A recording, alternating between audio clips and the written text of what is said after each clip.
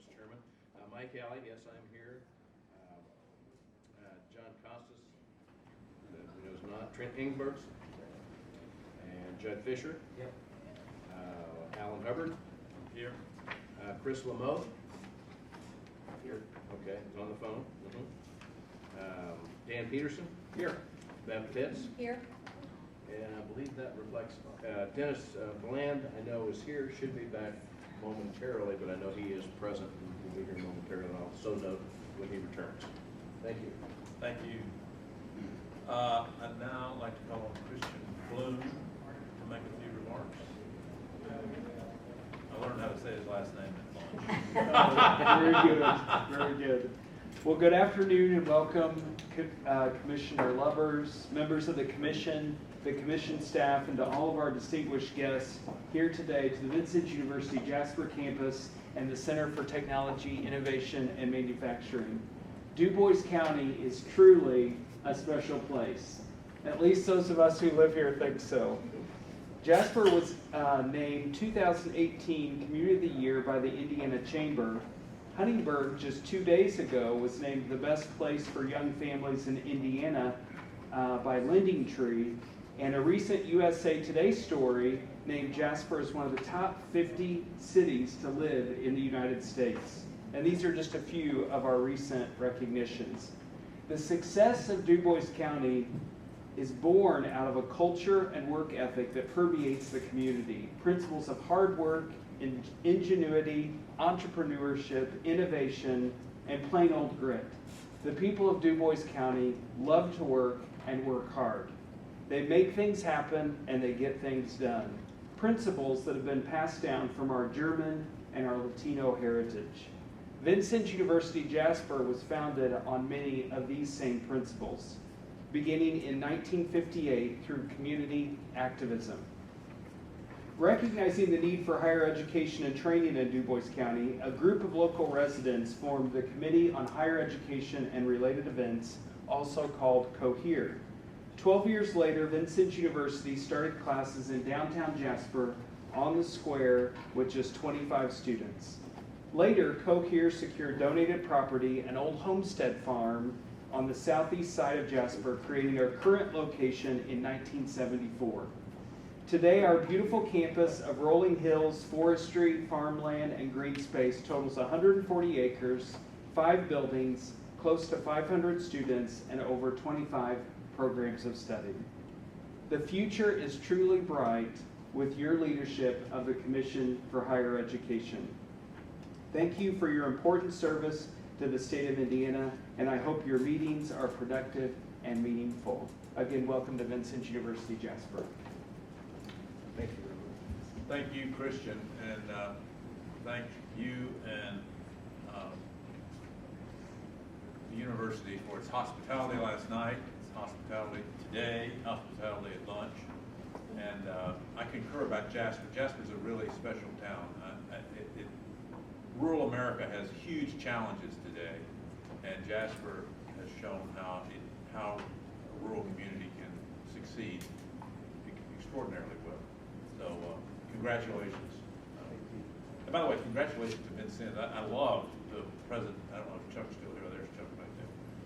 I love y'all's presentation today, and I mean how engaged you are with the business community and with the high schools and the college students and the internship programs. I think it's truly remarkable what's going on down here, and I know it's a huge benefit to the Jasper and the business community of Jasper.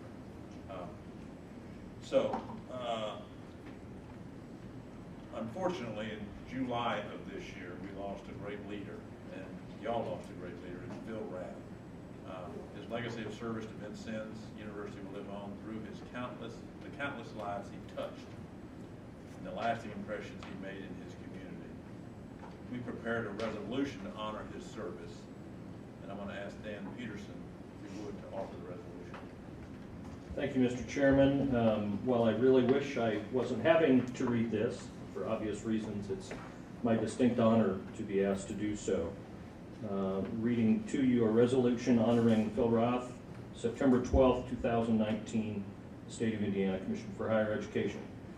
Whereas the Commission for Higher Education joins the Indiana post-secondary community, government leaders, the Rath family, and countless others in mourning the loss of Phil Rath, and whereas Phil served with distinction in a variety of capacities for nearly 36 years, most recently as the Vice President of Finance and Government Relations at Vincennes University, and whereas during his time at Vincennes University, Phil was transformational in economic and community development for the city of Vincennes, Knox County, Southwest Indiana, and the state. And whereas he was a civic leader and a tireless advocate for Hoosier students, higher education, and his community as a conscientious and charismatic presence in the Indiana State House for decades. And whereas even while he fought through illness, his dedication to Vincennes University, students, and his community was unparalleled, leaving a lasting impression on Knox County and the state. Now therefore, be it resolved that the Commission for Higher Education expresses its deep appreciation to Phil for his service to the state of Indiana, where his legacy lives on through Vincennes University and the countless lives he touched. Thank you. Anyone like to make any additional comments? May I have a motion to approve the resolution? Second? Second. All in favor, please say aye. Aye. Unanimous, approved. Aye. Thank you, Chris. Now I'd like to draw everyone's attention to a bunch of dates that we need to get on our calendars. I think there's been a handout, is that right, Lou? They say I'm supposed to read about each one of these, so I'll be very quick. Let's see, on October 12th, 21st Century College Scholars Next Steps Conference. On November 18th, the MHEC Annual Commission Meeting and Policy Forum will be held in Indianapolis. On the 16th and 7th, the Commission will host its annual Student Advocates Conference. On Wednesday, February 12th, the Commission will host a State of Higher Education address by our famous leader. And on April 7th, we will have the H. Kent Weldon Conference for Higher Education. So I hope everyone will get those on calendars. Now let me turn it over to Teresa. Thank you, Mr. Chairman. On behalf of the staff, I would like to add our words of tribute to recognize the decades of service by Phil Rath. It's really, for those of us who work in the State House and have for a long time, it's hard to grasp the significance of the loss unless you've really been a part of the higher education and the legislative community. He often challenged us. He always made us better. And he was a presence, and he will surely be missed. So on behalf of the staff and those of us who've had a chance to work with Phil, we extend our condolences to his family and our sense of great loss with him. As you can tell by the chair's remarks, we have several key higher education events coming up, and to the degree possible, we really hope that members of the commission will be able to mark that on your calendars and join us. But it also provides me an opportunity that I try to take advantage of to thank each one of you for the contributions you make as members of this commission. It's a significant contribution of time and energy and counsel and good work that you do, and we're very grateful for that. I especially want to thank you for the work that you're doing with us on the strategic plan that, as we mentioned this morning, you will be voting on at the December meeting. I also want to take a moment to acknowledge a member of the commission for his ongoing service, and that's provided by the Center for Leadership Development and Dennis Bland. Last Saturday, CLD that he leads actually hosted its college prep conference and college fair at the Indianapolis Convention Center. By the size of the location, you know the size of the audience. There were I think about 1,500 parents and students who gathered to learn more about financial aid and the college application process and other relevant topics. Dennis unveiled to students, and he provided to me today a t-shirt that actually has this on it as well, the Code for Excellence, and it indicates that they're encouraging students to have 2 hours of studying per night, 15 minutes of reading per day, 177 days of attendance, and 0 days of suspension or expulsion. This is obviously for high school students, very intentionally focused on making sure that those students are prepared. The number of students there and the number of public and private institutions who were represented as well really speaks to Dennis's vision and ongoing dedication to lifting up minority youth in Indiana. It's the same dedication he brings to the commission, and it is a good reminder that much of the work we do wouldn't be successful without partners like CLD. So thank you, Dennis, again, for that great work. I'm happy to report that we learned yesterday that the National Science Foundation is providing a grant to Credential Engine in partnership with the Commission for Higher Education of $400,000 that will focus really solely on Indiana. It will bring together the full spectrum of educational and training providers to really look at the competencies sought by employers. We talked about that at lunch today, and how that aligns with the instructional programs that we're providing as well. If successful, this Phase 1 grant will position Indiana to be part of a much larger Phase 2 grant that would start next year. As you may recall, we've mentioned to you several times that Indiana was the first state that actually became an official part of Credential Engine in 2017. There are now 14 states that are scaling up Credential Engine, including many of our partner states in the Midwest. Lastly, and some of you may know some of this already, but I want to bring to your attention some internal staff changes that are taking place. Whenever there are changes, it provides the opportunity for staff advancement and realignment, and we're taking advantage of this opportunity to do that.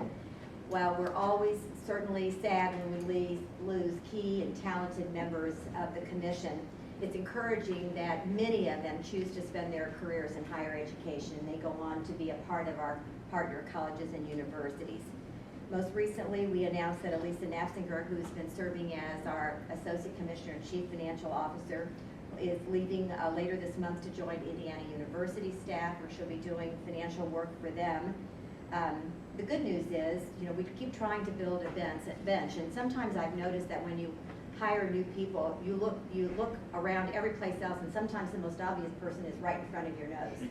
And so we are having our current Director of Accounting, Alexa Deaton, will become our CFO and Associate Commissioner. She is well prepared to do this and will hit the ground running.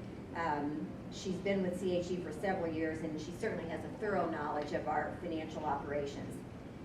Then moving into Alexa's role will be Jasmine Williams, who is coming to CHE from the State Budget Agency. She will be with us later in September or late September, I believe.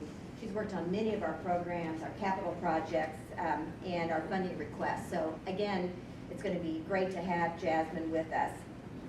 In addition, you already know Colby Shank, who's seated over here. Colby has been with the commission for a long time, and I'm delighted that he is taking a new role as Associate Commissioner for Student Financial Aid. There's nobody better suited to do that, and you will see him much more often, and he is now going to be a part of that team. We actually had that position when Mary Jane Michalak was here, and she held that position when the operations of SASE came to the Commission for Higher Education. So let's see if I think the positions of Alexa Deaton as an Associate Commissioner and Colby Shank as Associate Commissioner, according to our bylaws, have to be approved by the members of the Commission. And so I'll turn that over to you, Mr. Chairman. Thank you, and congratulations to everyone. I know we say this over and over again. Teresa does a phenomenal job of recruiting outstanding people, and our universities do a phenomenal job of recruiting our outstanding from us to them. But Teresa she always figures out how to find someone equally as good, if not better. So we're just delighted with the reorganization and the new people who are joining us. Congratulations to those who are leaving us to work with you great universities. So we need a motion to approve the appointment of Alexa and Colby as associate commissioners. So moved. Second? Is there a second now? Second. All in favor, please say aye. Aye. Any opposed, same sign. Aye. We'll take that as a That was a lagging. lagging aye. Come on, Chris. So we need to approve the minutes from our last meeting. Could I have a motion for approval? I'd move approval. Second? Is there a second out there? Second. All in favor, aye. Aye. Aye. All opposed, same sign. The minutes are approved. I think we want to quickly go to our, Do we need to move the agenda? John, are you tight on time? I'm okay, you can go. I can. You sure? Well, I would, if you could do the business items, it would be, I'd appreciate it. I do have an obligation. We will go through, what do you want to do? Well, with the permission of the people who are here to do the public square, could you give us 15 or 20 minutes to do that first and then move to you next? Thank you very much. Thanks. So, we'll start off with the, we have 6 academic degree programs on the agenda for expedited action. They're listed in our agenda book on page 11. I need a motion and a second. So moved. Is there a second? Second. All in favor? Aye. Any opposed? They're approved. Capital projects. We have 3 capital projects on the agenda. First project is IU Bloomington. Tom Morrison is going to talk to us about the Bees Bondero building, which is a very special building. Good afternoon, Mr. Chairman, members of the commission. Let me first vote in favor of your agenda this way all the time. I may be one voice, but love this. Caught me a little off guard. Are you suggesting you're going to leave before? Yeah, that's exactly what I'm saying. There's a campus that awaits, yes. But no, thank you very much. Our pleasure at Indiana University to bring before you consideration for, on the Bloomington campus, the Mies van der Rohe building. Mies van der Rohe is a world-renowned architect who practiced in this country 70 or so years ago and passed away in the late 1960s. He had a commission to do a building on the Bloomington campus in the early 1950s. That building was never built. We were not aware of it until about 7 years ago, and we were able to find the plan. An alum made us aware of it, and we were able to find the plans in the Museum of Modern Art in New York City. From there, we did research at the Illinois Institute of Technology, which houses the Mies van der Rohe archives, and found that it was actually very, very true. And so we are proposing to rebuild that building. It's a small building. It's only roughly 10,000 square feet. It will become home to our School of Art, Architecture, and Design as a boutique building. It'll likely be the last Mies van der Rohe building built in the world. And immediately when our Board of Trustees approved this project, this became quite the story within the architectural community around the world. The building will be totally financed by private gifts, and we are having an architect who is a Mies disciple out of New York City put it all back together. Commissioner Murphy asked in the BPC meeting, wondered if we were going to do it exactly the way it was designed in 1952. The answer to that, I think, is obviously no. We want this building to have air conditioning and modern plumbing and all the things that go with that. It'll sit on a limestone base, and it'll sit right in the middle of our campus, opposite the Wells Library and the cinema. And a beautiful piece of architecture, small 2 stories. It's a $10 million project financed by private gifts. Be happy to answer any questions that you have. Josh, do you want to comment?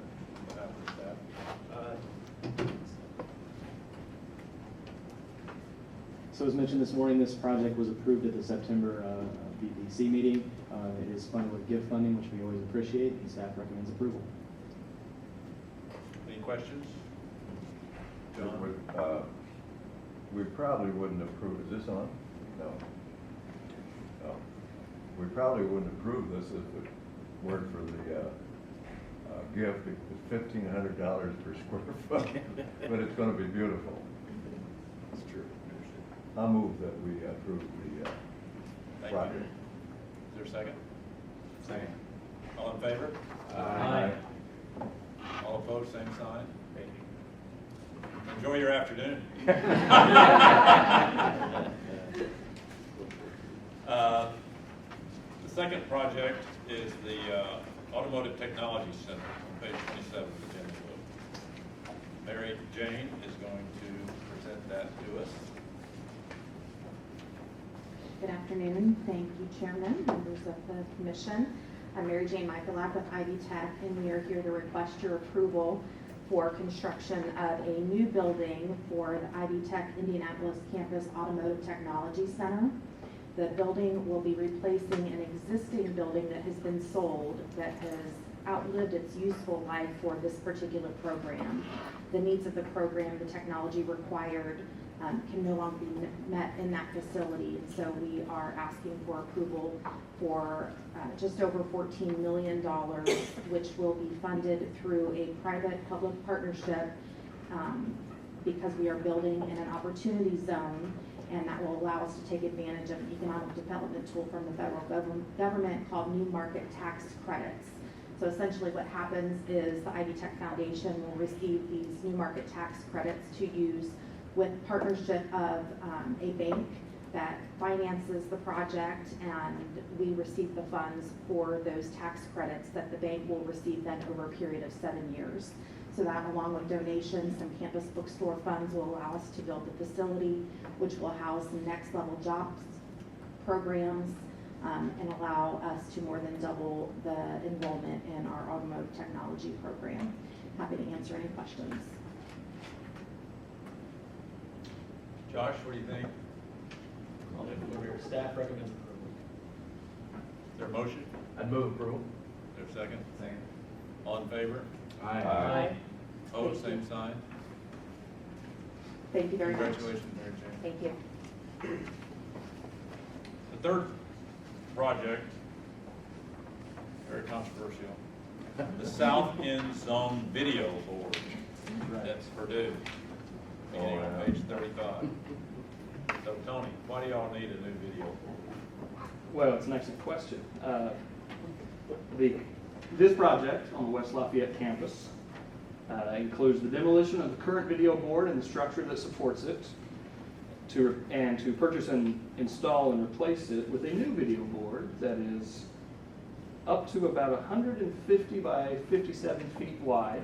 So it will offer a better game day experience, clearer images for all those replays that we groan about, and as well as the current board that we have, having lived outside for over 15 years, parts are becoming more difficult to find. It has some maintenance concerns. It breaks down. We have to keep a contractor on retainer to fix it during the season. So this investment in the South Endzone will enhance the game day experience.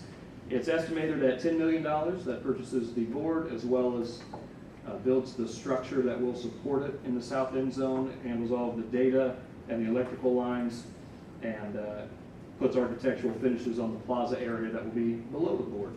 This is estimated at a $10 million project, all funded by gifts. Will this enhance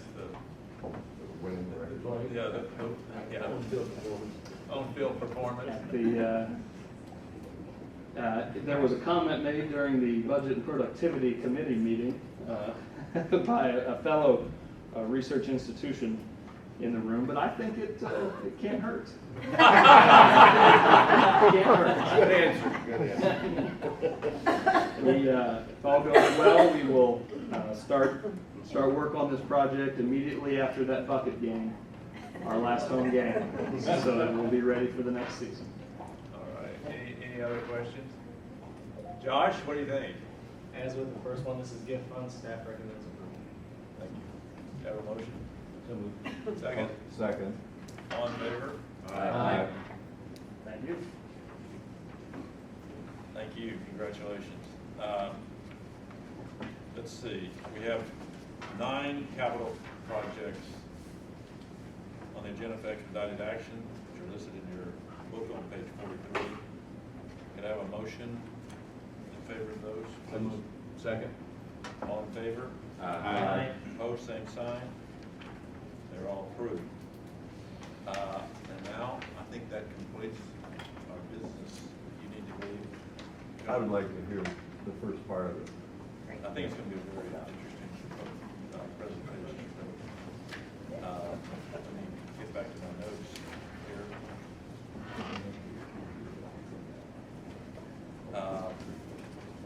Anyway, welcome, and thank you for I hope you agreed with the video board there. I can see the controversy.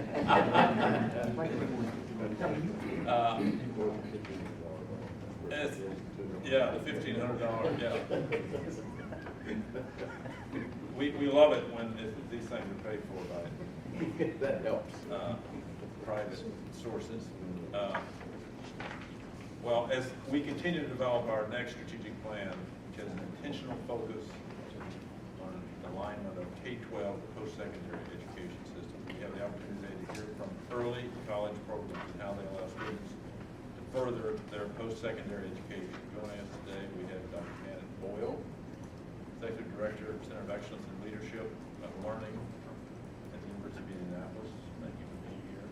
Sue Offenberg, Director of School Counseling at Greensburg High School. And Dr. Drew Finley, Dean of CTE Early College at Vincennes. I'll turn it over to Terry to lead the discussion. Thank you, Mr. Chairman.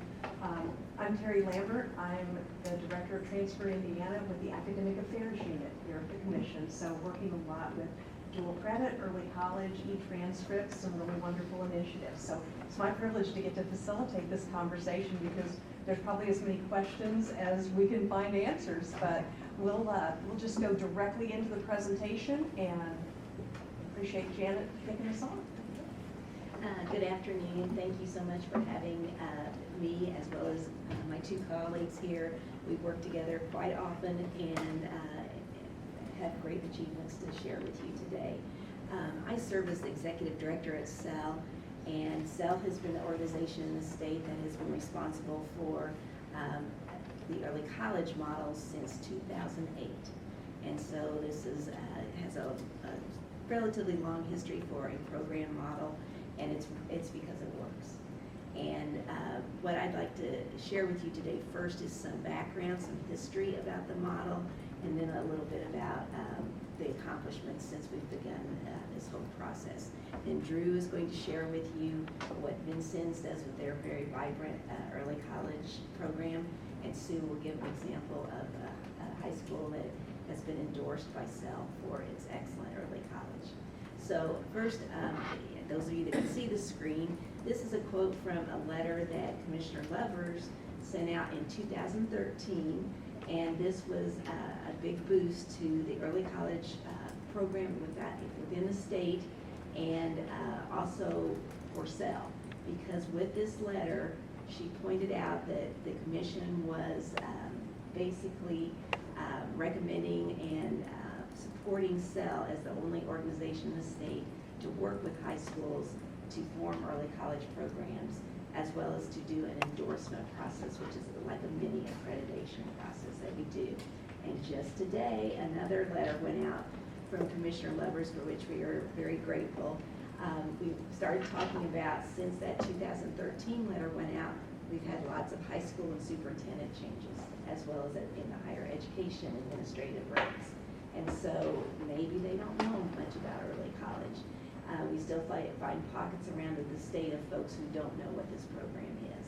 So a new letter has gone out just today to all superintendents, high school principals, and higher ed administrators. So thank you so much, Commissioner Lovers, for that. I'd like to share with you something that makes the early college model in Indiana unique is that we have set up 8 core principles. And this explains what schools are striving to achieve. Schools that want to become early college high schools go through a training with CEL. And at that training, it's called the New Schools Workshop, a very original name. But at that training, we teach them about these 8 core principles and what they entail. Schools also self-assess themselves on a rubric, and you have the rubric in your red folder. These are all spelled out in greater detail in terms of what they are to accomplish for these. So our first one is targeted student population. Many people think that early college is for high flyers, for the kids that you know for sure are going on to college. Instead, it is for those students that are underserved in terms of going on to higher education. So this would include first-generation students, children of poverty, English language learners, as well as different ethnicities. It also is for the middle of the pack student, B and C student who maybe never thought about post-secondary as an option. So that's who we target. Second important principle is a curriculum and plan of study.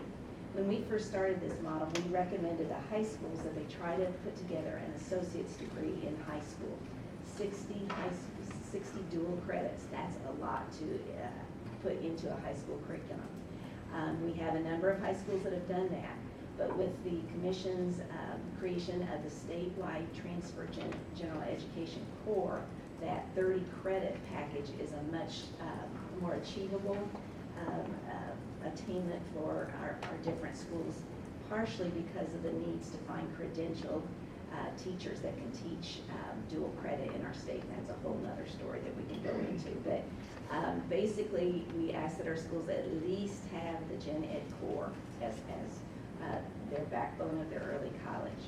In grades 9 and 10, our high schools work at getting their students ready to take significant amounts of dual credit. And they do this by giving them placement instruments, helping them strengthen their math and their English so that they can handle the writing, the reading, and the mathematics that go into dual credit throughout. So those are the two first principles that we say you really have to get these ready before you can start. Next, we have leadership and staffing. There must be a champion, an advocate in the school for early college. Often it is the director of school counseling, and I'm leaning toward Sue because she's been the champion for Greensburg High School. Her principal knows lots about it, but Sue is the day-to-day person that handles that. Whomever it is, an assistant principal, a director of school counseling, there needs to be a leader in the building. We also recommend that there be a leadership team, and that might be some of the key teachers who teach dual credit. It might be an administrator, the counselor, several counselors, whatever. But we also ask that the higher education liaison to the school be on that. So if the school is working with Vincennes, it would be their representative. It might be Ivy Tech's representative, whomever. But we ask that that be part of the leadership team. Next up is collaboration and pathway and partnerships. Well, the first main collaboration has to be with that higher education partner. With this comes an MOU that must be established for the curriculum to figure that out, textbooks, who's paying for the textbooks, what about any other fees, what are we going to do if we don't have a teacher on our staff that can teach a course, what will the higher ed provide in terms of an adjunct or a professor on loan. So those kinds of details have to be laid out in an MOU. And further down the line, we ask schools to start looking at partnerships with businesses and community organizations. Many times folks, once they hear about this, they want to be a part of it and help support it. So that is also included in the model. Next, we talk about rigor. Rigor is very important.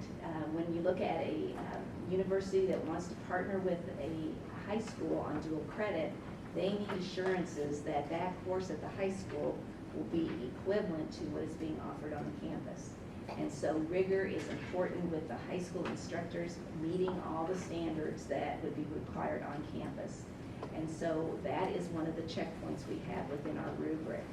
We also find that there's a spillover effect that when you raise the rigor through the dual credit, it often spreads to other courses in the high school curriculum. And I think all principals and teachers are glad to see that happen as well, because you see maturity, increased maturity with kids as they learn how to handle this and succeed. College-going culture is another important distinction. In Indiana, when we set up early college, there was a national model put out by Jobs for the Future, an organization you might have heard of. And Jobs for the Future insisted that early college be started on a college campus and high school kids come to the college campus. Well, in Indiana, we didn't have enough college campuses nearby, many of our high schools. So we turned that around and said it has to be in the high school with a higher ed partner, but you need to strive for that college-going culture. So how do high schools do that? Lots of different ways, and it's pretty neat to see as we go around the state and work with our various high school partners. Some do a lot in terms of visuals. They might have lots of higher ed banners, posters. Teachers wear t-shirts certain days showing their alma maters. Teachers have their credentials posted right outside their door, masters of whatever they've gotten a master's degree in. They indicate that that is important. They also have lots of encouraging kinds of things that you'll see. One of our schools, I don't know if this is encouraging or not, but Tinley Charter School has college or die as you walk in the door. It's in huge letters, but the kids get the message, as do the parents. And so those kinds of things, they seep into a student's consciousness. They see this over and over.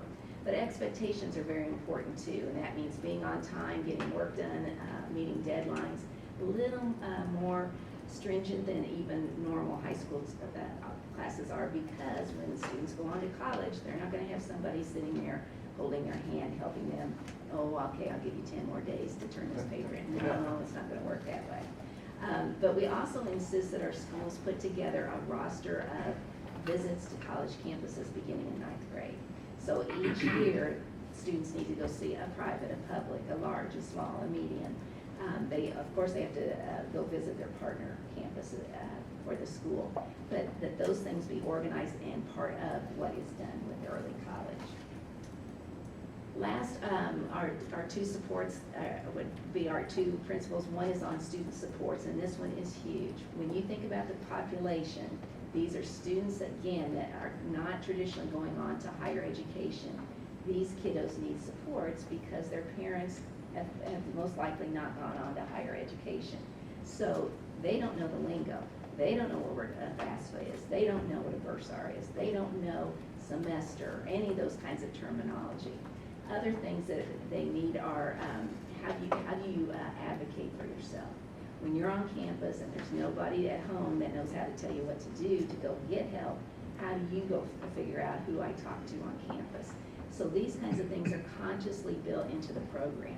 Some of our high schools use advisory programs, some have a special class, lots of different ways that they go with this. But we ask them to look at academic, social, emotional needs as well. And we look at, first, you have to complete high school successfully, then you prepare for your college readiness, and then college success. So lots of components to the supports, and I would say this is probably the most challenging of the principles, but the biggest one on delivering help to the students. Last is data collection, analysis, and use. And we ask that our schools keep data on their students for how well they're doing, as well as the program. So along the way, we want our schools to make changes. We want them to have data to know, ooh, this is not working. We need to shore something up. I can give you, I've got lots of examples, but one I'll give you is in terms of recruitment or targeting students to be in the program. We've had a number of schools that it's hard to get it started. How do you tell folks this is good for you? It's going to be hard. High school kids don't tend to go, let me do this. So it takes a while to recruit kids to this. But most of our schools has found that once they have a cohort that goes through, they use those students and their parents to come back and help be the cheerleaders for this, because they've seen what it can do for them and how it changes their lives. So those are the 8 principles. We also have 2 different types of early college. We have the academic, which would be preparation for 2 or 4-year college degrees. And the second type is we've just renamed this, it traditionally was the college and technical education, early college. Now it's technical, and we're trying to match the high school diplomas with academic and technical. But CTE is the other way that we refer to this. And what we have just gone through a revision of that rubric. It's a different rubric than that first one in your packet. This is the blue one, and we've just, with input from most of the state agencies, the Commission, Department of Ed, Governor's Workforce Cabinet, Vincennes, Ivy Tech, the Career Connections and Talent Office. All of these groups have sent representatives to meet with us about this rubric. And so we took their suggestions and we embedded a lot more employer engagement as well as work-based learning into this rubric. And we started this form of early college a little bit later. When I was leading one of our new schools workshops, I had 10 school teams there, and 5 of them were from career centers. And by the first break, those 5 directors took me out in the hall and they said, this stuff's great, but we need something that's tailored to us. And I said, oh, okay, will you help me with that? And they said, absolutely. So I was then invited a few months later to the state a Career Center Directors monthly meeting, and I brought them a draft of a rubric for CTE, and they sat there and picked it apart, which they should, and they gave me correct terminology, and I came back 2 more times, and they helped me shore that up. And then I ran it past Terry and Dr. Sowers, and the commission also gave its blessing. So then that one was going for, that rubric we've been using up until this summer when we made the new additions. So we do try to stay up on things and make changes as needed. So who can do this? Who can make early college work out in Indiana? We have seen schools do all of these different configurations. We have schools, especially small rural schools, that say this is good for our whole student population. The majority of them are free and reduced, or they're first-generation students. This is just good for all kids. Lawrenceburg would be an example of a school that's gone whole school, but we've got quite a few that have done this. College campus, we have one that has done that, and that would be Evansville. Evansville has their early college based at their Ivy Tech campus, and all 5 Evansville high schools send kids there. A school within a school, that's where a wing or an area of the high school is dedicated to the early college, and the rest of the high school program is going on around them, and the kids can go in and out of the wing for early college, and Center Grove would be an example of that. So 450 kids at Center Grove are down in the basement in early college. In the dungeon, but they don't care, they like it. And then we also, many schools do cohorts. Again, this might be a small school or a school just getting started with it, where they do 25 to 50 kids per grade level that start with this. And then we have separate school situations too. So our career centers might be that, but Ben Davis University High School in Wayne Township, there's the big Ben Davis, and then there's the little Ben Davis University, but the little one is the separate total early college program. So lots of different ways, small, urban, suburban, it works in all these different settings. I mentioned earlier that we have an endorsement process, and after we've trained schools in the principles of early college, generally we say go off and prosper, but we provide support along the way, and that's through early college networking meetings that we hold 3 to 4 times a year. These are very well attended, usually have 100 folks in attendance, and we just keep going over different aspects of those 8 principles. We bring in schools that are doing well with this and their examples. We have lots of activities, things that can help people keep moving along in progressing toward endorsement. An endorsement is when on our rubric you hit all 4s and 5s on all 8 principles. And when you think you're there, you say, we want to do an endorsement. And so we have schools go through this process. It's a year-long process. They tell us in the fall, they send us some preliminary data. Then we say, here, we need you to answer all these questions for a portfolio. They put that together, we review it, and then we go out, a team of us goes out and reviews the school, and we meet with students and parents and teachers and administrators and the higher ed partner. Terry's gone with us on several of these visits, and Sue's been a subject of one of these visits. But it's heartwarming, and it's stunning the work that schools will put in to do this, because there's no funding for early college. They do not have additional prizes they get or money, a pot of money set aside. They believe in what it can do for students. And so last year we endorsed, we also, schools get re-endorsed. They get, once they're endorsed, they have 3 years that they go along as endorsed, and then they have to go for re-endorsement to hold on to that title. I guess we'll call it distinction, we'll say that. And so last year we went through, I believe we had Sandy is, I think it's 9, counting a couple that were re-endorsed. This year we're going to have 9 more go through for the first time, and 3 or 4 get re-endorsed. But as of last Friday, we now have 31 schools that have achieved endorsement, and we're very proud of those schools, and Sue's Greensburg High School is one of those. So they are exemplars around the state in all different formats of what early college is. There's many benefits to early college. Probably the one that jumps out at families is that it saves them money. The tuition savings that they achieve with early college is stunning, whether it's for 1 year or for 2 years of college. We often have the schools calculate the tuition that's saved per student, and they use their partner. So if Ivy Tech's their partner or Vincennes is their partner, they calculate the savings in tuition. But if it were at the 4-year college rate, it's even higher. But the average is $3,200 to $10,400 that's saved by a family by participating in this for the 30 credits. What we find with these students is that they are also the kids that higher eds want, because one, they are from diverse backgrounds, and many universities we need more diverse population at our higher ed institutions. But these are the kids that are going to finish.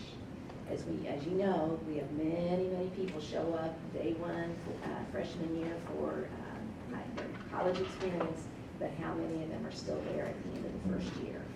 These kids have done their first year, they know what they're getting into, and they're prepared, and they stay and they finish.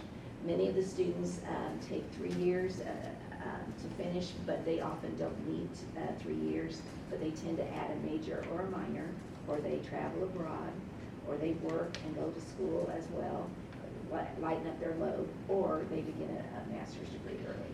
So again, this is helping. I would say it's an addition and a huge benefit to our state in terms of preparing students that are ready to go much sooner. So many benefits for that. High schools will also tell you, instead of the senior year being that wasted year of, oh, we don't want to be here and we just want to go party and celebrate, these kids are serious business. They've got dual credit courses that they're trying to accomplish, and they are down to it. They are working very hard to keep their grades up, to take that higher class load, and they succeed. And so they have fun in high school, but they also know it's important. In your packet on the left-hand side is a map of the high schools around the state that have been involved in early college. We've seen steady growth in this throughout the years. We had a little slowdown when the Higher Learning Commission issued their, I don't know what we do, call them requirements. Basically, they're new standards that if a high school or adjunct instructor is going to teach dual credit, that they must have a master's in the subject area, in the discipline. And that's been thrown off dual credit somewhat in Indiana because we have so much dual credit, but our high school teachers tended to have masters in education. So that's a whole nother story, but many of our schools are bouncing back by providing incentives to their teachers, either paying for their graduate work or providing stipends for those who do teach dual credit. It's not a foolproof solution yet, but it is helping. So again, my slide is wrong because Wayne High School in Fort Wayne just got endorsed last Friday, but those are the schools that are listed on the map, and you can see a little key. Was it? Sorry. So I have told you lots here, and Norm you might have wanted to know, but I can keep talking about early college all day long, but Drew probably should get a turn here too, So, good afternoon. I'm, of course, Drew Finley with Vincennes University. I've been doing the early college program with Vincennes University for, almost 5 years now.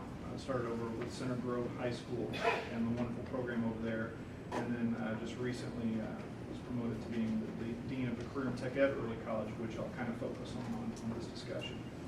So just to give you a quick overview, Janet talked about the two types, the academic and the what we call technical.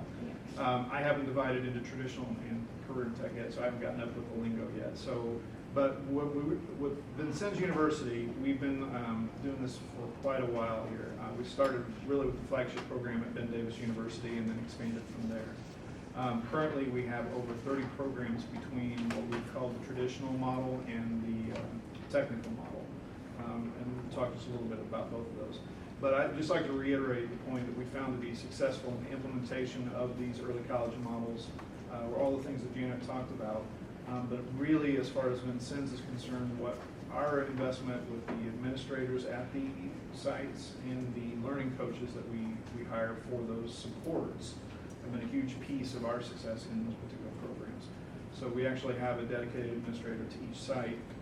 If they're developing, we usually assign a regional person, but when they are full-blown early college, we assign an administrator to that, to be the partner with the high school, which is it's been very successful. Another thing that I think is really important about the whole early college process, and Janet hit on this too, was that the culture of that college-going culture in the early college programs really prepares students for being continual learners and really being lifelong learners. And I think that was one of the biggest benefits we get. I mean, of course, the finance is important to the parents, getting a head start for the students, but really those students really do become the learners, and they realize that each plateau that they reach is probably the beginning of another. And I think that's where we really get that higher persistence, that grit that we're always looking for in the freshmen. They learn it at different times during their high school period in the early college, but usually by the senior level, it's really amazing to see how students really advocate for themselves, understand transferring credit, understand the lingo, can argue with the registrar of admissions, just the really amazing things that go on. And I think that's one of the big benefits that we really get from the early college program. So Vincennes, of course, has what we call the traditional or the academic early college that we've been in for a while. And we have recently, I guess it's been about 4 years, have really gone over into the career and technical ed area. And that has been a unique challenge, trying to incorporate the principles in the traditional sites and working those into the career and tech ed centers. For those of you that may or may not know, most of the career and tech ed centers in Indiana are 2-year half-day programs. Some of them are 4-year. We have a couple. We have one in Hammond that's 4-year. Area 31 is technically a 3-year for Wayne students, McKinsey Career Center. So there are a few, but the majority of them are 2 years. So we originally went into this program trying to get the associate degree in the 2-year center and found out we just didn't have enough hours. So now we're looking at really focusing on the certificate, getting those program credits along with academic credits. Sometimes the academic credits can be a little challenging because we rely on our feeder school system for those, but coordinating those credits sometimes can be a little challenging. But that is the goal of every one of those sites, is to at least complete a certificate of graduation. Ivy Tech, I believe, calls them TCs, but they're certificates. So 30 credit hours, which is almost the first year. In most cases, most programs, it is the first year of a 2-year program and can lead into the 4-year program. So the idea really is to be very stackable, to take all program courses and be able to go to that next level. So meeting students where they're at, getting them a little further, and really carrying that on that whole next level concept. Moving them from credits in their junior year, trying to get a completion of the certificate, moving from a certificate to an associate, and then showing the pathway that they can get to a 4-year degree as well. So really trying to change the idea that the technical side is, like technical and higher education are mutually exclusive, getting away from that myth and really explaining to people that we can get you where you want to go. We can do the certification, we can do the dual credits, we can show you the pathway and where you'll go next in your life. And that sometimes can be a 4-year degree. So that's really what we're trying to do in the career and tech ed section. The certificates generally fulfill the 1-year requirement for the associate degree on campus, for Vincennes campus. There is some transferability with some courses between Ivy Tech and Vincennes, but the majority of the transferability comes from the academic side. Most programs are housed within the 2-year centers. That half-day, 2-year program can be a little tricky. And when we were talking about coordinating the academic credits, that's making sure that the high schools teach the academic courses in the time frame that allows the student to do the half-day, which can sometimes be a little tricky. The program courses are offered at the centers. That's each program area. The program courses are offered at the center. And the VU administrators that are assigned to the centers are there as liaisons, coordinators, advisors, really just helping students along that whole track, seeing where they're at and where they want to go. And really working with students on that one-on-one to make sure that they persist through the program. Because a lot of career and tech ed centers have students that go in for their junior year and then exit, and trying to get them to finish on to the 2nd year because it's, of course, voluntary. And then making sure that they understand what those credits mean and how to transfer them and what they can do with them next. Currently, we have different, I wouldn't say they're flexible models, but the models are slightly different than what we consider on the academic side. So being a 2-year center does create some challenges. So we have generally 4 pathways in the centers that we're at. We work alongside with Ivy Tech in those centers because in almost every situation, a career and tech ed center has both Vincennes and Ivy Tech and sometimes another institution. So we usually carve out an area that works for Vincennes and then works for Ivy Tech, and the two work together very well. So we coordinate those credits. We try to get pathways that align with the high demand, high wage paths, typically advanced manufacturing, some welding, those types of pathways. And our models usually, like in those centers, are 4 pathways in the center, but sometimes we work with a high school that may not have easy access to a career center, and there are a lot of them in Indiana. And sometimes they may want to do 1 or 2 programs on their own with permission of those area centers. And of course, we'll work with those particular high schools and do those what we consider kind of a one-shot deals where they do 1 pathway or 2 pathways. So that gives you kind of an idea of the models. I think one of the big things that's really we've been pushing for the last couple of years, and Janet touched on this, and we worked with the rubric, is to try to really get industry partners involved in our centers, in our traditional high schools as well. And with that in mind, we have a couple really successful programs, industry partners. One in Porter County is the Urschel Laboratories. They provide not only experiences for the students, the internship experiences, but they also provide scholarships to eligible students in conjunction with the early college program, which gives them a lot of opportunities. We're just looking right now at Heinz Center, Red Gold, is looking at building them an entire facility to really promote their programs and doing an early college program over there. So I think that is going to be the real focus, real drive for moving forward in career and tech ed, is just really getting that industry partner involved and helping students, 1, see the relevance, but 2, really getting an experience just outside of the classroom, which is what so many of them crave in these programs. Can I ask a question? I think it's great. My grandson is doing this, and it's impressive the level that they can get to at an early age. But now, who has to certify them? In other words, is it SEL or is it the higher learning? How do you get certified? Because there are a lot of high schools that would like to do this. Right. CEL is the organization that endorses or certifies schools that they are early college. We have lots of high schools around the state. All of our high schools offer some dual credit, but a lot of them don't package it into a credential or a certificate like the Gen Core. So if a school wants to be early college, they go through our training so they can be certified and call themselves. But you say that if they're not certified, they can still provide courses? Dual credit, yes. But how do they get, does the college decide? The college, the high school, and the high school usually reaches out to one of their university partners and says, will you work with us on this? Sometimes I think the universities also go, hey, you would be a good candidate for this too. Yeah. But there has to be a higher ed partner. Yes, there must be a higher ed partner. So it usually is that particular entity reaching out to us and saying, hey, what is this early college thing? Or sometimes they'll have talked to Janet at SL, and then they will go through and look at different universities and call each of us. So just looking for a partner and talking about it and walking them through it.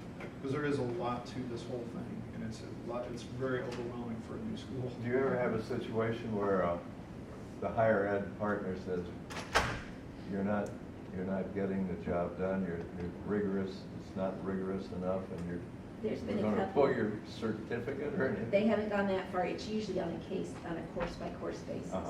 And so, yes, there's been a couple times that they've said, but the higher ed partner is responsible for coming in and observing the classes, looking at the syllabus. They don't want that to happen. Oh, no. And they also credential the teachers. They're the ones that decide that. And we do orientation and professional development. syllabus review, final exams, critical thinking assignments. So there's a lot that's involved in that. It's gotten better. When this was all new, a lot of this was a lot of trust, but then we now trust but verify. This is a little off the subject, but what did the teachers union say about this? Did they negotiate or anything? The thing where the Teachers Association has become involved is if there are stipends or incentives given to teachers to teach dual credit. And some have not necessarily been in favor. And part of that comes from, we want to offer something of a stipend to all teachers, so elementary teachers can't do this. What are they going to do to get a stipend? It's like, well, they had the license to do this. So sometimes that's been a hindrance, but many districts are getting this done in their salary negotiations. So it varies. Well, Sue has lots to share too. Okay, you've heard a lot behind the scenes. This is the real deal, okay? This is how it works, or at least this is how it works at Greensburg High School. And I will tell you that we were endorsed as number 17, which was a great honor at that time because it did a lot and it continues to do a lot for our community, not just our students, but our entire community. We are located smack dab in the middle between Indianapolis and Cincinnati on 74. And we're a rural school of 700 students, give or take 10, and we are grades 9 through 12. So it was a great honor for us just to even think about pursuing this, let alone being endorsed, and then where this has taken us in just the last 2 to 3 years. So we are the Pirates, and we're very proud to be the Pirates, okay? And our number one priority, and when I say our number one priority, Mrs. Hurd is one of my coworkers in our counseling department, and we'll go through and explain how that's been able to be expanded. But our number one priority is always to advocate for our students. What our students need, what it's going to get them to where they want to be, whatever area it is. And I would be very honest, we are not your typical counseling staff. Okay, we are very critical of ourselves, and that's okay because that allows us to improve from one day to the next. Okay, so just kind of paint that picture as rural as we are and where we are and what we have been able to do because we are in early college, high school with full endorsement. Okay, when we look at our student population, we are somewhere between 91 to 92% of our students are white. And that leaves the rest that we are multiracial or Asian, basically. We have approximately 30% of our students in high school are 21st century scholars. Now, when you look at that, we have a very good working relationship with our junior high because that's where those students have to enroll for 21st century scholars, as you're very well aware of. So when we look at that, we have a 96% enrollment in our junior high that carries over to our high school. We have approximately 63% of our students are first generation students. So when we start to talk about college and we start to talk about the FAFSA form and you've got to advocate for yourself and those type of things, it becomes a little overwhelming for parents as we pull them on board on a regular basis. 42% of our students are free reduced lunch in our building. As a corporation, we're around 60%. Okay? As we've already kind of alluded to, our high school counselors have been really pivotal and we're not blowing our own horn. If our principal and our superintendent were here, they would say the same thing. We have been, lack of a better term, maybe the front runners of this program for our school and for our community, which has opened a lot of doors for us. With our junior high on board, that's important, not just to enroll them, excuse me, for 21st century, but also for other avenues that we'll talk about here in just a minute. We have the TGEC pathway, and with that, when we look at from where we were in 2015 to where we are now, sometimes you have to look at the data. Okay, the data really tells the story in a roundabout way. And all of us in education sometimes get a little too busy to sit down and really look at that data. But it's very important because we divide our students into two areas in early college. Those that have mastered 15 hours or more of dual credit, and those that have met the TGEC certificate. So when you run a number from the year 2015 to today in the 15 dual credits, it stays very consistent. But what is very interesting is the TGEC. So when we started in 2015, we had 4 students. And people think 4, but the impact that that had for those 4 students. The next year we went to 7. The next year was 12. In 2018 we were at 19. In 2019, last graduated class, we were at 30. This year we are 37. So in a very short period of time, we've been able to expand our curriculum, been able to target. Our students are on board. I'm going to be very honest, our parents just expect excellence from their child, from the corporation, and the counselors are kind of the mediators in between to make sure that that happens. Okay? So we partner with Ivy Tech Columbus. They are a partner that comes to our table all of the time.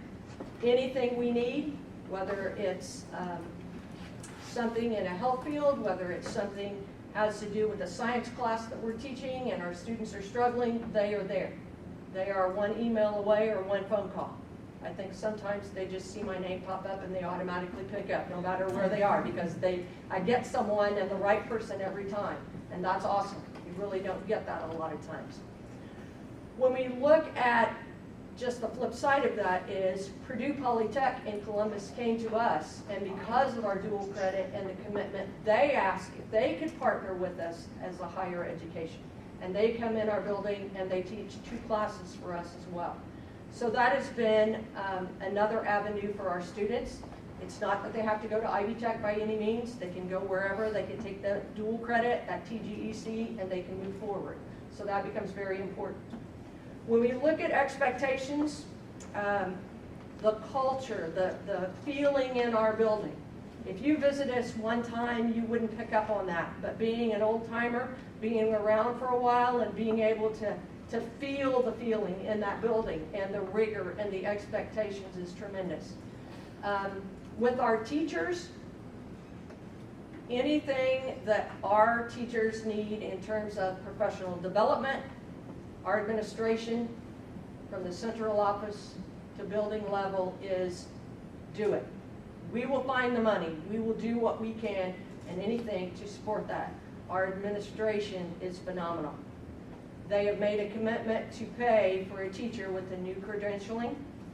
We have teachers that got caught with hours or maybe a whole master's degree program they need to tackle, and our administration has made a commitment to those teachers that they will pay, they will foot the bill for those teachers to get those credits.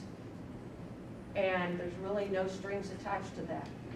Now, the intent would be, if we pay, we do expect that you're going to stay there, but we have a very solid staff. Our staff does not change. Our teachers are very happy with where they are, and that helps us to be able to make that commitment.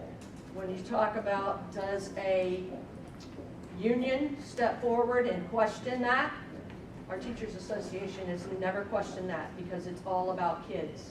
And they know that every child is important and we help with everyone along the way. Next thing would be support. We already talked about from administration, it takes everyone. Our parents, we have meetings and our parents come. You know, we're not one of those that we have a meeting and 3 parents show up. We have a meeting and it's auditorium, they're coming. Our support staff even talks to the kids about college and where they are and dual credits. We already talked about our higher education partners and our counselors. Community partners has become a real plus for us. When what we've been able to do is when we became an endorsed school, early college school, the discussion was, okay, so what are you going to do next?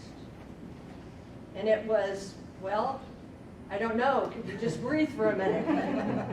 Which was okay because we were already looking for what we could do next.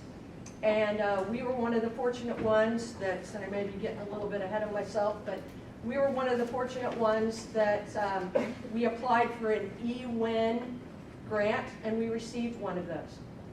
And we, yes, from SELF. And we already knew that we needed to help our students because 27% of our students were interested in healthcare. So what could we do to expand our curriculum, course offerings, or out in the community, whatever it would be? So as we take on these things, administration was, where are you going to put them?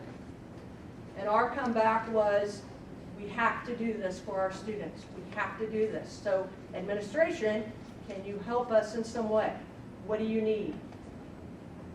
So believe it or not, a school of 700 now has 3 counselors.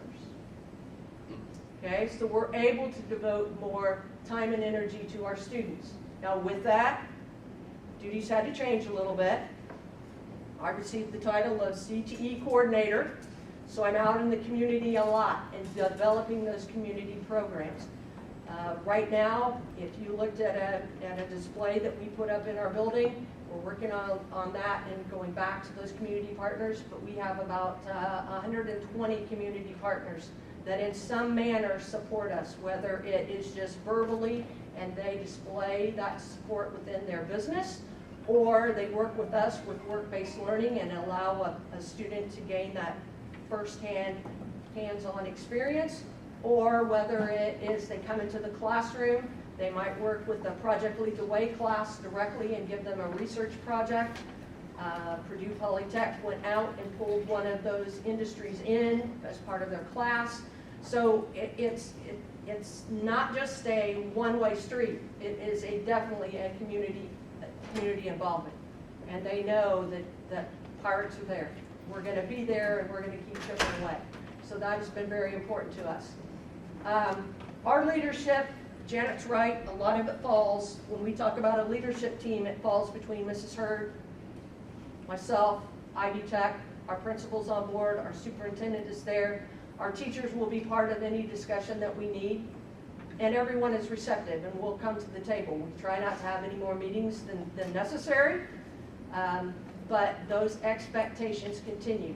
And it's not just the expectations of the rigor in the classroom, of those dual credit classes, it is the expectation across the board in our building that we feel. When we talk about data, one of the things that we could not glean from our student data system was we had no way to know first generation families. So when we have in our junior high, we go to the junior high for about a 2-week period of time. We just move down there and we have individual meetings with every 8th grade parent and their child. And we sit down and go through early college and their graduation plan and courses and pathways and what are they interested in. And at that time, we have those parents, we ask those parents or guardians to fill this out so that we have accurate information. A real key for us is that we probably have 95% attendance from parents. So that goes back to parents are engaged in what's going on in our community. We have Preparing for College and Careers is a required course in our building. The good part about it is it dovetails right off of what is done in the junior high. We have a junior high teacher that is phenomenal. She's, you know, if you would ask her to do a backflip, she would probably do it right here for you if she was here. She will do anything to help students in terms of careers and get things in front of them. So she has those students as 6th graders for 9 weeks, 7th graders for 9 weeks, and 9th graders for 9 weeks. So they're on a rotating. So she sees them. Now that rotation is coming to the high school. This is the first freshman class that's been able to go through the entire rotation. And it's way ahead in careers and college and career technical and the pathways and the whole diploma options. So it does not just have a positive impact upon dual credit and the TGEC, it carries across the board. We have taken on, with the additional counselor, as we said before, responsibilities have changed somewhat, and that's okay. We all were in agreement with those. We have taken on the governor's work ethic certificate and offered that to our students. Last year was our second year. We had 34 students. Right now I have 92 students that have signed up in a senior class of, that were eligible of 118. So that's pretty good. You know, a few of them weeded themselves out because they knew they couldn't meet that attendance requirement, and I was hoping that most of those would sign on and try to take that as a challenge, but they didn't. Being an EWIN grant recipient, you have here a handout on your stack. We were able to add to our curriculum, medical terminology is now taught within our building through Ivy Tech. We also teach, COM has always been on board. Our students go down to our learning center, which is only 5 blocks away. We teach Psychology 101. Ivy Tech comes to teach that. They teach 3 welding classes for us. And we also incorporated a CNA and a CMA program into our curriculum, which has been phenomenal. And we have a number of students that have taken advantage of that. Through all of this, when a student takes, for example, COM 101, which is required for the TGEC, the cost to the parent, to the child, is $75. As a school corporation, we pay everything else for all of those classes that I just talked about. And you can see on the CNA and the CMA, a little bit more expense to the parent because, for example, at the CNA program, it's a 5-credit course, so they have to pay $125. If they're free reduced lunch students, they are exempted from that. With that EWIN grant, we were able to develop our program. We were able to go out and visit. We were able to have people come in and talk to us. We were able to pull ourselves together. It's an even tighter community. And we were also able to provide something for our students that we hadn't been able to do in the past. So that has been a real plus for us. And for a chunk of money, we stretched it as far as we could. But we were able, that any student that was going to participate, it was $75 to take a college class. It's a pretty good deal. And that just goes to help us. We took on a new vision in our high school. That came about as well. Our corporation picked up from the standpoint that it is think opportunity. We decided that we were going to try to tie everything that we were doing together, and we took on, that did not show up. Oh, here it is, here it is. You got it. Okay, we took on the priorities are prime for success, and that definitely goes with the governor's work ethic, and pirates are prime for graduation. Those are posted throughout those 120-some businesses and industries within our community. Went out the other day and reiterated that with them and gave them window clings, and driving down the street this morning saw those already posted in some of those businesses. So this is definitely a program that works because we live it every day, and it's one of the best things that we have ever done. Wow. It's a shame we couldn't get enthusiastic people to talk to you today, but this is just an example of one cheerleader for early college high school. You could have pulled any of the endorsed schools in and gotten the same type of powerful information. So I just would kind of like to kick it off and tie back in. This morning we talked a bit about the 4th strategic plan, reaching higher in a state of change. And so that's really going to focus on how our system of higher learning in Indiana needs to be positioned to meet the needs of, as we all know, our ever-changing learner population and economy. And I think you touched on some of this, but really, how are your organizations or your school responding to those changes, and how does early college truly help meet those needs? Because it is so important. So I'll just let... So, you mean meaning the changes of the dynamic workforce? Exactly, and things the that, workforce I think and the population of students. Well, I think all of those changes, I think that's where we, as a group, we all just really start thinking in terms of like critical thinking and really working on how the students think, what habits they have, are they career ready, do they demonstrate career readiness skills? and incorporating those types of things into the programs and into the curriculum as well. A lot of times the curriculum goes that direction anyway. Critical thinking isn't part of every one of those dual credit courses. But I think really hammering that in and really making sure that when we're supporting those students that we're doing that through their learning coaches, we're doing that through the teachers, we're talking about that with the parents, that we're just communicating the importance of all that and how that relates to what they're doing not only in the early college, but where they're going to go from the early college. And, excuse me, another way that I see us trying to respond is, I've been a long time in education throughout my career, and we have many pendulum swings. And so we're in one again, and this pendulum swing is we're swinging very hard in this state and across the nation in career technical education. But we still have a need for four-year colleges. So what I think we're trying to do to be responsive is we still have both options. So wherever you go, we want you to be able to succeed and go in that, and either early college, the technical, or the academic, you could still leap over to the other side too. Kids are positioned with those stackable credentials. So. I think that's a great point that you hit on, how those areas aren't mutually exclusive. I think that's really how we really bridge that gap, preconceptions, pre-notion from our parents, communities. We've really hammered 4 years or die culture, and now we need to show people that there are options that still incorporate the 4-year philosophy, but there are other pathways of getting there and continuing that education. So, is the proof in the pudding, are these kids much more successful in college? Just their completion rate? Our first group that I believe from what we do is we track the data with the commission's partnership. We track the kids from the endorsed schools. They send us, when their students graduate, the information about the kids, and we start following through college. And I think the first group we've started with are seniors right now, but they're seniors. That's number one.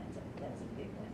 But the data is exciting in terms of seeing the completion rates. It's higher than non-early college kids. And the latest report from the commission, there's a couple pages in there just about the early college kids. So, yes. So, it's significant. Is that true? Yes. Could you? Definitely. In fact, a story real quick. A few years ago, a young man walked out of a class and he said, I'm going to earn the dual credit out of this particular class, and I never believed in my life that I would be able to earn college credit. And just by earning those 3 credits, he went on to further education, and he's out and he's very successful. And there's stories about that over and over. Sure, every once in a while you get students that will go on and life gets in their way, something happens, but that's true everywhere. But this group of students, they've got the foundation, and there's no question. I think that culture of success is really Yes. good. And the resilience, how to come back and how to find help. Did you have something, Dan? Well, yeah, I don't. Go ahead. That's okay. Janet, actually a question, great topic and great presentation, great results, so thank you all. I'm curious, when you describe the different schools and school systems that have been endorsed by SEL for this, there's a lot of variance in kind of where they are, how they're organized, et cetera, but I would assume there are some real consistent things about those school systems that pursue this and are successful in that regard. Can you highlight some of those? A couple things, yes. One would be that they have a leader that believes in this. We've seen many schools start down the road to endorsement and the principal changes, and it's all gone. Or the superintendent leaves, whatever, but there has to be a building level commitment for sure. So that would be a common denominator. Another one is a strong partnership with whomever their higher ed person group is. And a couple of schools have switched their higher ed partner because they weren't having good collaboration with them and do fine. But others, it might drop off because they're having a struggle. An example would be up in the Elkhart County area. They've had all 7 of their school districts together decide they're going to do early college. And they had sorry, Vincennes, but at the time they chose Ivy Tech as their partner, but for almost a 3-year period, the dual credit coordinator position was not filled at Ivy Tech, and so they've languished. They want to go, but they need a liaison, and that's happening again. So now they're coming back. But you know, you just don't know the different circumstances it might be, but there has to be that consistent higher ed partner in that leader. And it really contains on the question I was going to ask, because this is really a national movement. We know there are Yep. a lot of states doing early college, but what makes Indiana unique and makes it so successful? I would say when we started this work, the leader in the country was North Carolina. And North Carolina, similar to Indiana, had a backbone organization that helped get this started in the state. That backbone organization has now gone bankrupt, or whatever you want to call it. And so things have filtered off. Texas is probably second, and they have legislation that really supports this. Indiana's been fortunate because we have both legislation and a backbone organization. And Terry and I often present together at some national conferences, and over people will say, you have what policy? And they can't believe how strong our dual credit policies are in this state, and how far we've gone with that. But then they also say, you have a group that helps you with this, and that's the other one, because you know, schools, they're busy right now, and they don't have time to go learn this by themselves. And so it helps to have somebody that teaches them and checks on them and provides some supports along the way. And we would like to provide even more supports than we already do. But those are two distinguishing things. And I think the third one is that we have the endorsement process. Nobody else has one of those in any other state. And I think that's helped raise the quality. And I think along with that endorsement is the number of schools who voluntarily go under that process. I know. That is a big piece of it. Because they choose to do this. Yes. And it is grueling. It is. There's a lot involved. It's a lot of work. I mean, the joke is they get a banner, Yes. which is really a nice banner, but, so really that kind of brings up the question about what's the return on investment? I think, Sue, you really spoke to a lot of those features, but what really makes all this hard work that you do worthwhile? Because it's for the students. I mean, it's our number one priority. That's why we all got into education, or we hope that's why everyone went into education, was to help the students. And we're fortunate enough in our school corporation that we have that open line of communication between the counseling department and the principal and administration and the central office. It's not one of those, oh, the superintendent is coming in the building. It's kind of like, oh, hi, and we just go on about our business. And he knows, I mean, he's very passionate about what we're doing. And a lot of it comes from someone has to take on the initiative and step forward and say, we need to investigate this. We need to try to do this for our students. And whatever it costs us, because that's not my problem. That becomes the superintendent's problem. We understand that. But so far in anything that we've tried to undertake, he's been there 100%, and it's a board effort as well. And I think seeing the graduations is big too. Watching students walk across the station, not only the high school diploma, but with the transfer core or the associate degree. It's a pretty amazing thing that you can never take away from the student. And the parents, I know we've heard that on endorsement visits, the parents and the differences it's made to their entire family and to siblings who are also on that same track. So we've talked about the state supporting, this and behind it, but how can we improve to really be better partners with you, do more? Any thoughts? I was just going to say, I think one of our biggest challenges has been and continues to be the credentialing of those teachers. And I think where we go with that and how we decide, and maybe there's a more comprehensive way or policy that we can come up with to maybe support or encourage districts to go back to a monetary system that encourages further education. Because that requirement, teachers come out of these programs, and if they leave, they really can just tank a program, especially when it comes into career and tech ed, because we have a teacher who does the entire program. If they leave, there is no program. In the traditional side, it's a mix of courses, but I think that's a big piece of it. Connorsville is a great example of that. They got endorsed, and then that following summer, 7 of their dual credit credential teachers retired and went elsewhere. And they were just panicked, but their school board had seen the value as well as their superintendent in the early college program, and they allowed the principal to hire master's level teachers because they wanted to keep it going. So in terms of other support though, I would say financial. These schools get no support for this. Higher eds do receive something in terms of a dual credit, but high schools have no finances. And in the early days, SEL received a grant from the National Governors Association, and 10 high schools applied for and got $50,000 to spread over a couple years. $50,000 isn't very much, but of those, 9 out of 10 of those are endorsed early colleges. The 10th one was a charter school that folded financially. It just didn't make it. But a little bit took them where they needed to go, and they're still going. That's the kind of thing. So it's the seed money almost that's needed. Can we see if there's any commission member who'd like to have any questions?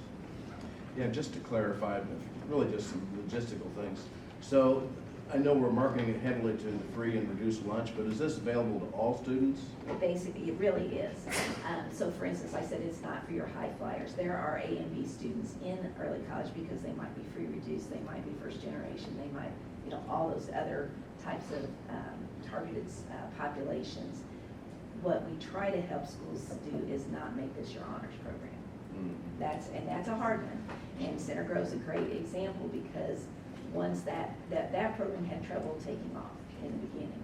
And partially it was because rumors started this is for the dummies. But parents were the ones that they sit out at the ball fields and they were talking, and some of the parents had their kids in it, and they said, my kid's not done. And this is a great program, and this is what my kid's getting. Next thing you knew, it was waiting list to get in, and it was, some of the honorable parents were, I want that dual credit, I want that associate degree, whatever. So what Center Grove had to do was, yes, there's plenty of dual credit for these other folks, and they can earn as much as they want, but kids who need supports are in early college. So that's how it And then also the transferability or the acceptance, is it just through the sponsoring institution, or are they relative to any? If they earn the statewide gen ed core, any of the public universities have to accept those 30 credits. Okay. And so My that's final really question. That's very powerful. And most of the ones in most of the liberal arts are in the core transfer library, so they're accepted as well. Okay. And that's been huge because, and Terry and I have been talking about this, that we've discovered that there's high schools right now that they don't understand that. They have a whole lot of dual credit, but they don't understand it. Put it together in the gen ed core, and it's for sure it has to transfer. Good. And my final question is, SEL, Janet, you're at University of Indianapolis. Now, SEL just sponsored by University of Indianapolis, or do you receive funding from outside sources, or how does We're how all does soft SEL money. work? We're all soft money. So, Okay. and we're housed at the university, yes. Yeah. All right, And well, so they that's great. provide that support in It terms was a of. wonderful program. Thank you. very much. Thank you. Any other commission? Yeah. Yes. Excellent presentation. You're very welcome. I asked you to speak about the level of the parents' involvement, because I heard you with conviction say how much the parents just expect excellence. So if you could talk more about whether that's something that is a part of the community or something you all help create or inspire, a combination of in terms of expectations, if you can talk to that. And then secondly, you all can talk to the level of minority involvement, because it seems like you said, I'd like to know why. From our standpoint, it's just our community. We only have we have a 91, 92% are white. And then most of our students, we try to target because we're looking for those numbers. We are in a situation where we do not turn any student away from early college if they want to jump on board and try. So we find supports for them. So it doesn't matter race, doesn't matter socioeconomics, it's there. It's there for them. Our parents at first, when we first started the program, just dual credit in itself, before it ever started, before early college came about, we had dual credit. Parents couldn't believe that their child could earn college credit while they were in high school. But once a few students do it, the people that sell it the best are your students, and then the parents. And then you have the lady at the bank last week that says, all 3 of my students went through 4-year programs, and all 3 were done in 3 years. Better than any scholarship that they could have ever earned, and each one of them are out and have a full-time job, living on their own, and are very successful. Thank you, Greensburg High School. And another person in the bank happened to hear that parent say that to me, and I just said, you're welcome. We're doing things for kids. And the parent behind stepped up, and I could hear, what are you talking about? Because mine's in junior high. Okay? So we haven't, it's just starting. But being a smaller community has great advantages because we are a very close-knit group. Maybe bigger communities, you have advantages because you have more people to draw from. But when we walk into a business and ask for assistance, it's not a monetary thing. It's, can you help us do this? Could you help us? Sure, what do we need to do? Maybe I can't hire a student right now for work-based learning to get the experience, but I can put me on the docket for next year. So now it's just a community. It's just what our parents, I'm going to be honest. If something happened that this was not part of our program within our building next school year, our community, our parents would not be happy at all. It would be like part of their education went out the door. And we have several programs that are in minority-majority areas, and one example is Davis University, and the culture that has been created over years and time, and I think that's really what really takes it, is for culture to take root, it just takes time. But the parents really, their talking, their communication outside the programs really help generate the support for the internal pieces. And when they're on board and their students go through, and when their brothers and sisters go through, and there's generations and legacies, and that really does change the whole culture. And then it becomes a very, very college, and I hate to use the Tinley motto, but it becomes very important for people to have that college-going culture and that mindset. And there's nothing that's perfect by any stretch, and there are students occasionally, even on the legacy students that come through, that they're just not into it. And but that doesn't become the culture and the pervasive attitude of those college programs. Let me congratulate you all. Thank you for joining us today. Obviously, everyone's been very impressed. Tara, thanks for organizing this. And we really appreciate it. I think we take this opportunity to